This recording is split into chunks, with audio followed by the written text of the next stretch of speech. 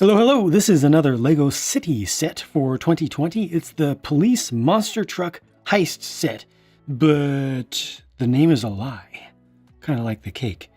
There is no police monster truck in this set. They just wanted to have police in the name as a keyword so folks would know what it is when they're looking through text lists of the thing. I don't know. Anyway, let's take a look at the set. There is a monster truck here, and then there is some police-related stuff. 5 figures in total, and then a city bank, which is not affiliated with, endorsed by, or sponsored by in any way, Citibank of North America. I figured I'd show you the monster truck first. Now, do keep in mind as we look through this set that it is designed for kids aged 5 and up.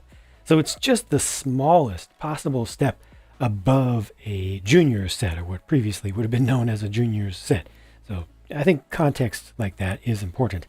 What I like most about this monster truck right here is the fact that it actually literally suggests physically through parts, individual parts, that it has a V8 engine. There are 8 exhaust outlets there, and that's just rare. It really is. I don't know, little things that sometimes make a difference to some weird people like myself. That does make a difference to me. I just don't see it that often.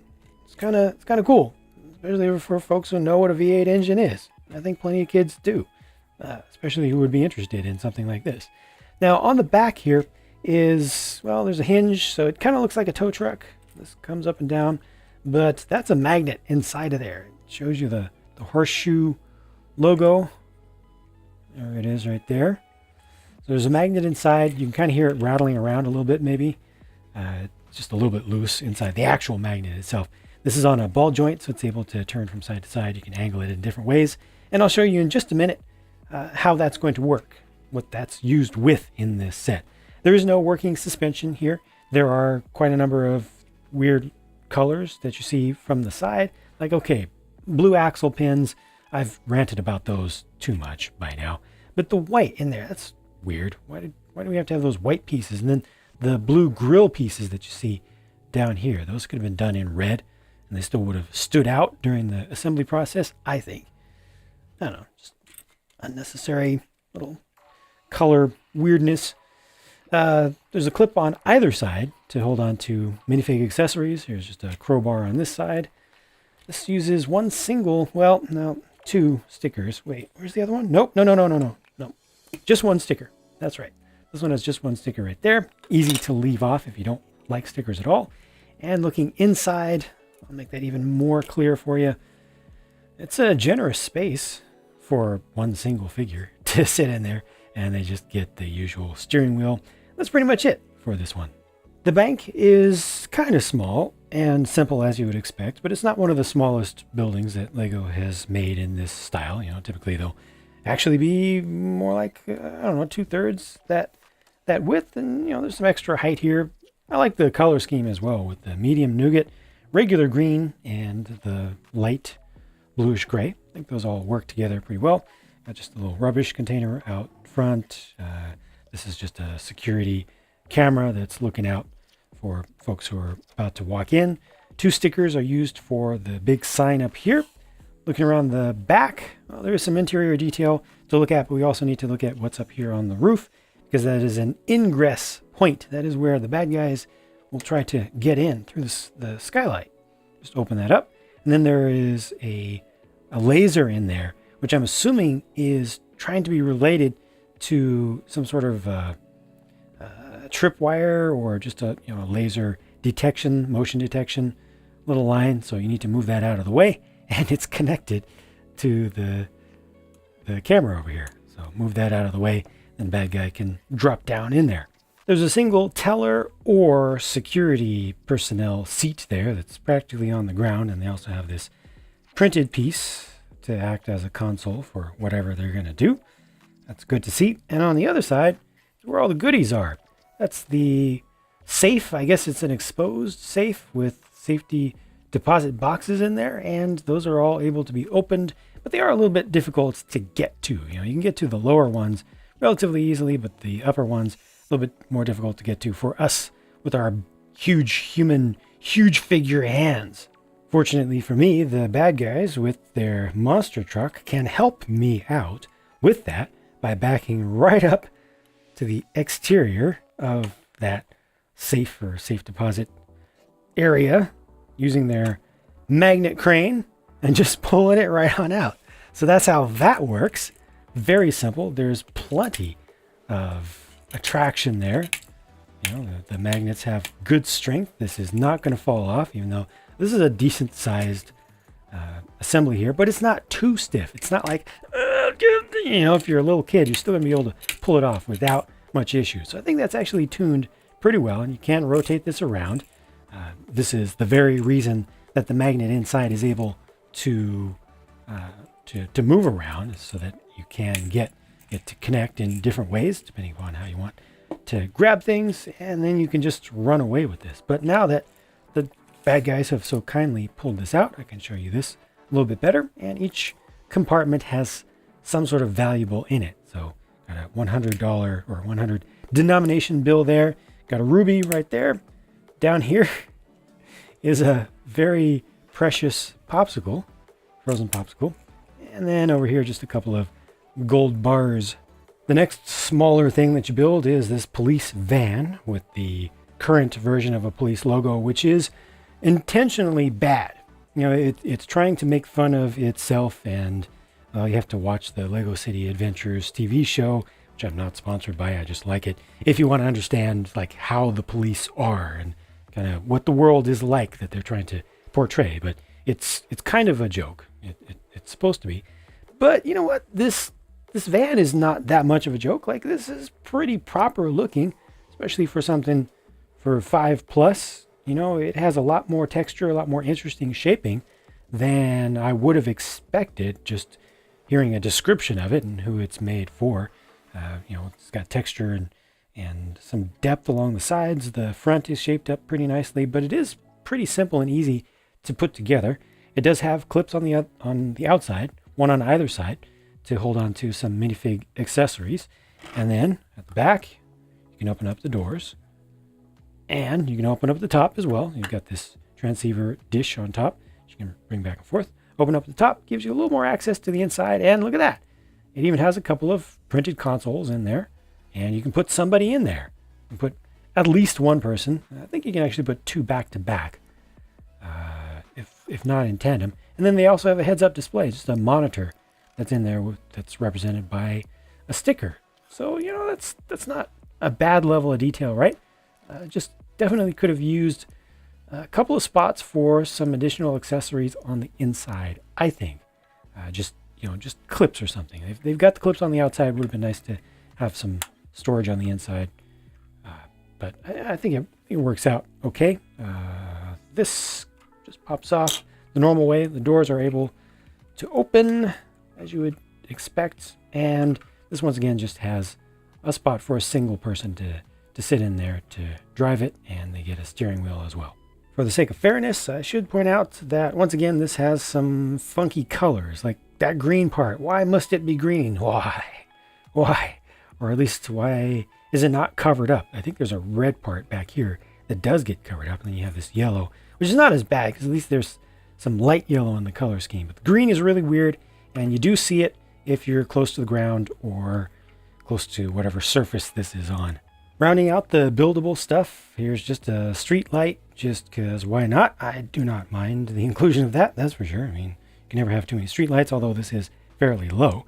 You get a police motorcycle, all right, which gives an additional vehicle for good guys to use in this case.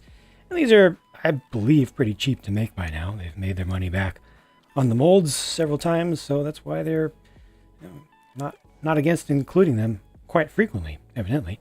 And this does use stickers for its sides. It does not have the printed version, interestingly.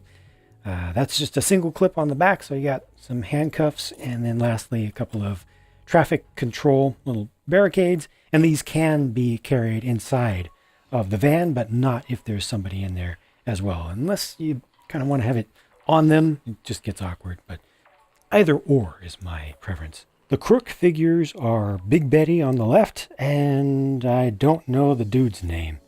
I don't know if he even has a name, for that matter, but it's not listed on the box or on the site, and I personally don't recognize him.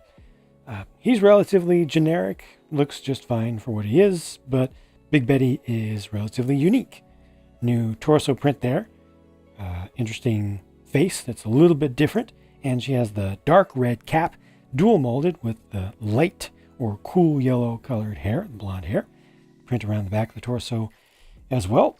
Kind of matches. And she does have an alternate face, which is particularly useful for Lego City Crooks. So these work. And then looking at the cops, the one on the left here is once again a named character. That is Tom Bennett. And on the right, once again, I don't know. I don't know if she even has a name. Probably does have a name, but I don't know it. I think she's just intended to be just a generic person. But of course, you can use your imagination. Sometimes people hate it when I say that. For some reason, they get really offended. It's really weird. But these figures, I think, are just fine for what they are. Nothing particularly special about them, right? Look at the alternate face selection here. It's very, very slim. Not so with the security guard, though. If you are a fan of Lego Creator Expert modular buildings, you will recognize this dude. At least maybe his, I don't know, his dad or granddad or something, whom he looks just like.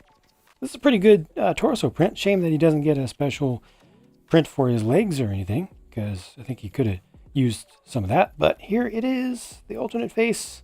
Well, thank you very much. But in this case, it's not a well, thank you very much. It's a because he's supposed to be sleeping on the job. That's a good use for that face. He's sleeping on the job, and that's how the bad guys get in. There you go. Story complete. Lastly, here's a look at the leftover spare parts. Not too much of that is particularly special. And then looking at the spent sticker sheet. Most of these stickers, I would say, are fairly optional, except for the ones that are used for the sign above the bank. I think those are pretty important. All right, it is time to summarize and talk about value. And I've already put the prices on the screen. Great. Okay, so you already see it's $60 US. And you see how many parts it comes with, and you see that the price to part ratio looks pretty dang atrocious, right? Well, let's see. Let me do the exercise with this. This is large, but it's really simple. It does have that magnet on the back, but I don't want that to cost a bunch. So here's what I'm going to do. I'm going to say this plus the motorcycle plus the figures for those. I'm going to give that $20. I mean, it would be 25 at the most, but this is really simple. If you actually put this together or look at the instructions for it, you'll see that it doesn't feel like it has quite the value that it would appear to have. And then, so yeah, I want to give this 20, and we'll see how that works out. This one, 15 with the figure for it.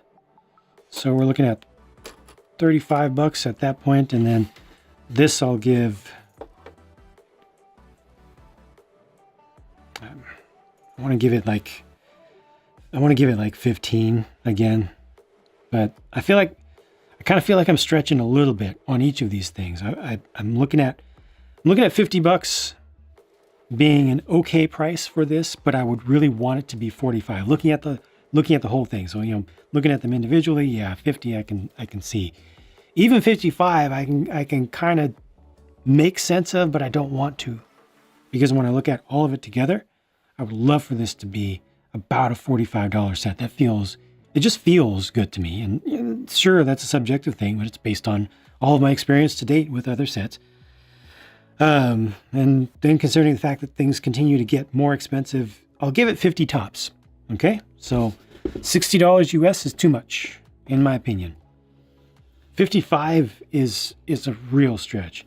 50 is the most that I would want to see people paying for this. And I feel like the amount of play value that comes from this for its target audience is good. The magnet system works well. The design is really clever and convenient, especially convenient.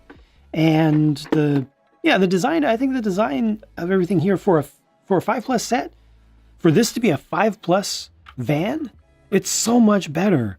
It's so much more complex, so much more detailed than anything that Lego made back in the golden days of the 4-wide stuff that I loved to look at as a kid, you know, and that I still have nostalgia towards, that a lot of adult fans of Lego still have nostalgia towards. That is just better in every way. There's more you can do with it. There's more space there.